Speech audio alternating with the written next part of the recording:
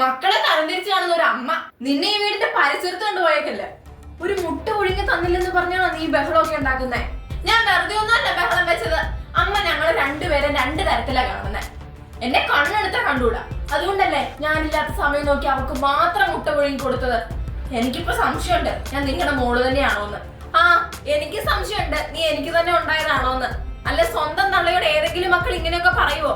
ഞാൻ നിങ്ങൾക്ക് രണ്ടുപേർക്കും കൂടി രണ്ട് മുട്ട ഒഴുങ്ങിയ മേശപ്പുറത്ത് കൊണ്ട് വെച്ചതാ.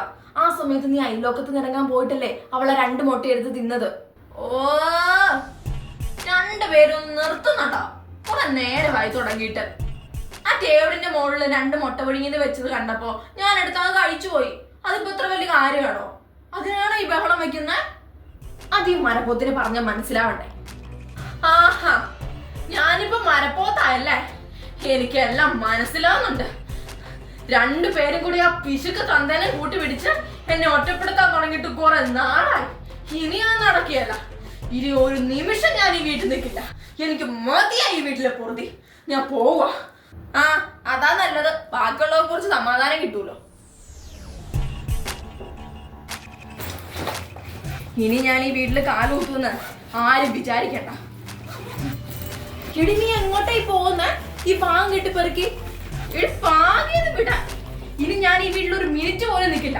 ഇതുപോലൊരു അമ്മയോട് താമസിക്കുന്നതിനേക്കാളും ഭേദം ഞാൻ ചാവുന്നതാ. വിട്ടേ ഇടി, നീ ഒന്ന് സമാധാനപ്പെട്. ഞാൻ അമ്മയോട് പറഞ്ഞെല്ലാം ശരിയാക്കാം. എനിക്ക് വേണ്ടി ആരും ഒന്നും സംസാരിക്കണ്ട. എന്റെ ഭാഗ്യന്ന് വിട്.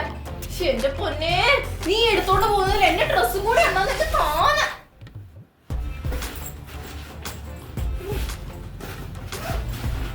ഇത് കണ്ട, ഇത് എന്റെ ഡ്രസ്സാ.